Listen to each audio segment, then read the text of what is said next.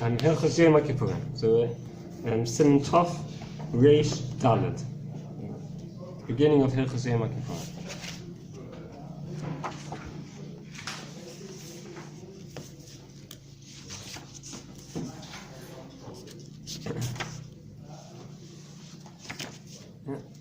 Say the Erev Yom Kippurim. Mitzvah le'echol be'erev Yom Kippurim v'leharbos b's'uda. There's a mitzvah to eat on Yom Kippur and to be marbos, to eat a lot, have a large meal. One may not fast on Erev Yom Kippur, even a fast for a dream. Someone has a bad dream and he wants to fast to atone for the dream. Even that he can't do on Erev Yom Kippur. If he made a neder to fast, he made a vow to fast on Erev Yom Kippur, then he's got problems, and that's discussed in Siman Tov Kuf Ayin, which is halachas about fasts. Okay. Let's have a look now at the Mishnah Berura. Right, so there's a mitzvah to eat on Yom Kippur. That's what the Mishnah Berura is called an Aleph. Mitzvah le'echol v'chola. On page 140. Page 140. Mitzvah le'echol v'chola tichsiv v'enisem es nafsho seichem v'sishol ha'chodesh bo'erev. So it says in the pasuk, the pasuk that says that we have to fast on Yom Kippur. It says that we have to afflict your souls on the 9th of the month in the evening. The 9th of the month in the evening. Yom Kippur is on the 10th of Tishrei. It says on the 9th in the evening, that's when you start to afflict yourself with not eating. So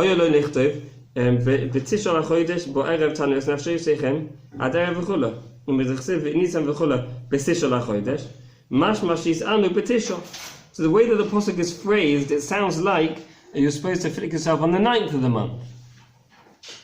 But really Yom Kippur is only on the 10th. The Kiblu Chazal, the other Rabbi Mitzvah min Torah le'echol be'erev Yom Kippurim. So Chazal will mekabel in the oral law, right, to explain the written law. We see in the written law we have a problem here, that it seems to imply that one's supposed to fast on the 9th, right? So the oral tradition, which goes together with the written law, explains that there's actually a mitzvah to eat, a biblical mitzvah to eat on the 9th of Tishrei.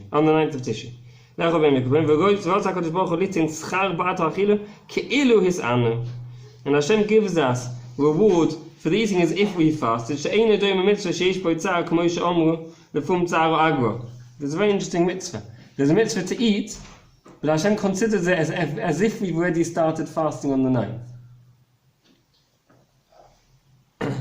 And one gets more mitzvahs for mitzvahs that are done with pain. The mitzvahs are worth more. So here it says if we fasted, which is a more difficult mitzvah to do. If it would have said on the 9th of the month you should eat, then one would only get a reward as if one's fulfilled the mitzvah through eating, which doesn't involve much pain. The Pasuk changed it and wrote the mitzvah of eating by phrasing it, by saying that one should fast. Because eating is considered before Hashem as if one has fasted, so that we get reward as if we've fulfilled the mitzvah through the pain. Some people should learn less on Erev Yom Kippur in order to eat and drink. Right? Notice that he mentions that one should learn less on Erev Yom Kippur, implying that we should still learn Erev Yom Kippur, right? And most people on Erev Yom Kippur are very busy. But one should only learn less, which means that one should still learn a bit. Okay, so there's a mitzvah to eat on Erev Yom Kippur. Okay, it's one of these very interesting mitzvahs, right? The pasuk seems to say that one should fast on Erev Yom Kippur, and the oral law explains that it doesn't really mean to fast; it means to eat, right?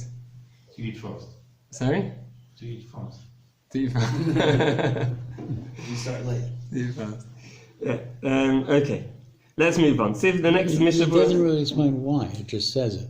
right? Why it says what? Why it says it in the phrasing of fasting? Well, it says it appears that you should fast, but Right. that's wrong. You should eat. You should eat. And the reason why it's phrased in that way is to tell you that there's extra reward for this eating. It says if you fasted. Really, you should be fasting on both days, the 9th and the 10th. It's not possible. But because it's the last one was changed to day of eating, but it's considered as if we fasted on the 9th. So you get the reward as if you fasted. Fasting is more difficult than eating. Fasting for a day is more difficult than eating for a day. There's more reward for fasting a day than for eating, because it requires more, it involves more pain. And the mitzvah of eating on the 9th is considered as if we did it through pain. And I don't understand it. I mean, I don't understand. I understand the statement. Yeah. It is Yeah, A and yeah. not B, Right. but I don't understand the reasoning behind it. Where the oral Torah gets that logic from. It's saying Right. it would be better if you fasted, but that's not what it really means. It means that you should Right. eat. Correct. Right. And where does it get that understanding? That's a tradition. That was accepted. That was what Moshe received from Har Sinai. That's from That's Moshe not, yes, Sinai. yeah, that's not a piece of logic. That's what the, Okay, that's what I wanted to Yeah. say. That's our right, understanding the of Moshe Sinai. wording of the Moshe was sorry. The Kiblu Chazal. The Adarabah mitzvah not the Chazal were mekabel. They received it. They received it as an oral tradition from Har Sinai. That is a biblical mitzvah to eat. It's not learned through logic. Okay. It's learned from. Okay, thank you. Okay. And the next Mishnah was discussing whether one can fast or not in the case of a Tanas Chaloim. So let's leave that. Let's move on to the next Sif. So back to the Shulchan Aruch, Sif base. We're in Siman Tov Reish Daled. Tov Reish Daled. Sif base. Ein noiflim al pneim be'erev Yom Kippurim. On Erev Yom Kippur there is no tachnun. Hagor gam ein omrim lam natseach. It's a lam natseach between Asher and Volatzin. The lam natseach is skipped. Umizma l'soida in the middle of Sikzim we leave out mizma l'soida. Gam ein omrim kodem alis hashachach arbe slichos. We do not say lots of slichos in the morning, meaning we do say slichos but we say less. There are some places where they have more slichos, they have extra slichos. Each place goes according to their minhag. I believe the minhag everywhere nowadays is just to do less as the Rama ate fast. In Inyan Amiras Avinu Malkeinu Be'erev Yom Kippurim yesh b'machloikes. There's a machloikes if one says a dispute if one says Avinu Malkeinu on Erev Yom Kippur. Sorry. Says the Rama, the minhag in his city was not to say Avinu Malkeinu on Erev Yom Kippur. I believe again that that's the minhag nowadays, as far as I know everywhere. Unless Yom Kippur falls on Shabbos. If Yom Kippur falls on Shabbos, then we don't say Avinu Malkeinu the whole of Yom Kippur. So we say it on except for Neila, right? So we say it on Erev Yom Kippur instead.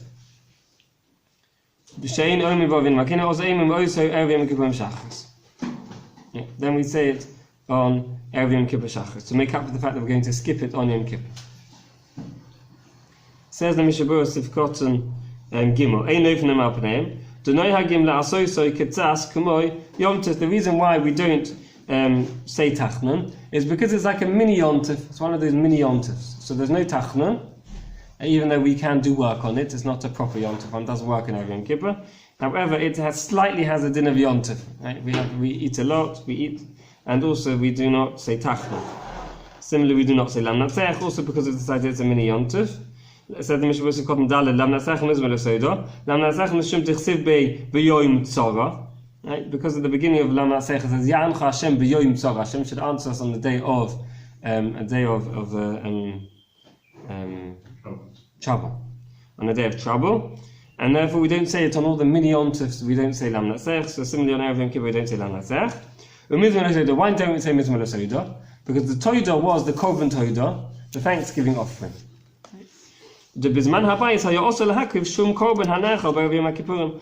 At the time of the Beis Hamikdash, one was not allowed to offer any korban that was eaten on any korban that was eaten. One did not bring on Erev Yom Kippur. The memayit zman achilosoi, because you're bringing it at a time when you're minimizing the amount of time you have to eat the korban. Every korban has a certain amount of time you're allowed to eat it. Right? The korban toda could be eaten for the day it was brought and the following night. Right? So here, during the night, you can't eat it because the night is already Yom Kippur. So you're not allowed to bring the korban toda if you're going to have less time to eat the korban, because here you'll only have the day to eat it, not the day and the night, and therefore you wouldn't be able to bring it on Erev Yom Kippur. Similarly, we do not say shemoneh-esrei on Erev Yom Kippur. Right? This is similar to, we also saw that when we learned Hilchos Pesach, that we don't mention it, we don't say the korban, we don't say shemoneh-esrei on Chol Hamoed Pesach, or even on Erev Pesach, because if you say on Erev Pesach, it wouldn't be able to be brought on Erev Pesach because you're minimizing the amount of time you have to eat the korban. You have to eat the korban. So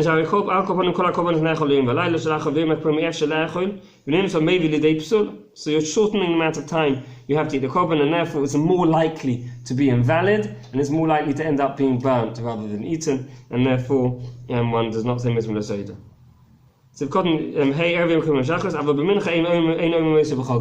Even if Yom Kippur falls on Shabbos and we say Avinu Malkeinu on Erev Yom Kippur to make up for the fact that we're saying it on, that we're not going to say it on Yom Kippur, nevertheless we do not say it on Mincha. It's only on Shachris we say it. Mincha is already too close to Shabbos, and therefore we don't say Avinu Malkeinu. And I should have a Gemara Chasim Torah.